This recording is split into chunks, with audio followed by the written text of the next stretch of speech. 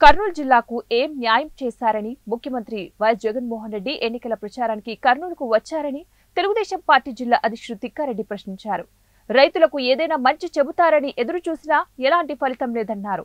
ముస్లింల రిజర్వేషన్ కు తెలుగుదేశం పార్టీ అనుకూలంగా ఉందని తిక్కారెడ్డి తెలిపారు. జిల్లాలో ఎన్నో సమస్యలు ఉన్నా వాటి గురించి మాట్లాడకుండా కులాలకు మతాలకు చిచ్చు పెట్టే విధంగా ఉపన్యాసం చేశారన్నారు.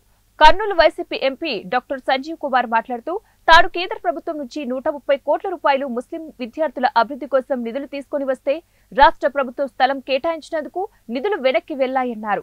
భూ హక్కు చట్టం వల్ల పెత్తందారీ వ్యవస్థకు అనుకూలంగా ఉంటుందన్నారు. ప్రచారానికి వచ్చాడు.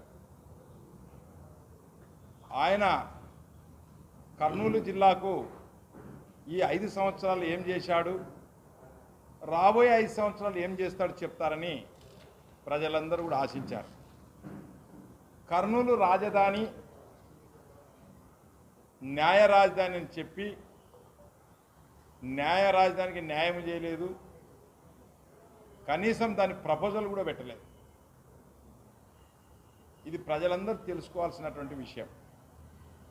అలాగే కరువుతో అల్లాడుతున్న కర్నూలు జిల్లాకు లేక రైతాంగానికి ఏదైనా చేస్తాడేమో, లేక రాబోయే ఎన్నికల్లో తన మేనిఫెస్టోలో రైతులకు ఏదన్నా చేస్తాడేమో అని చెప్పి ప్రజలందరూ ఆశించారు.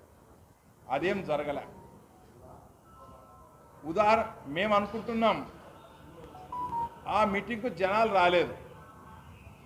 ఎప్పుడో బాగా వేసుకున్నటువంటి వేప చెట్లన్నీ నరికేశారు.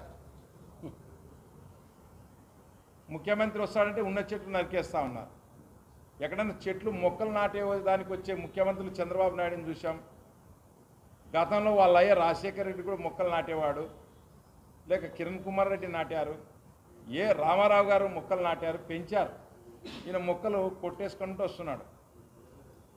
చెట్ల నోటే కొట్టేస్తారనుకున్నాం. వాళ్ళ చిన్నాయన కూడా ఇంట్లో కొట్టేస్తే ఇంతవరకు అతిలే. ఈ రోజున కర్నూలు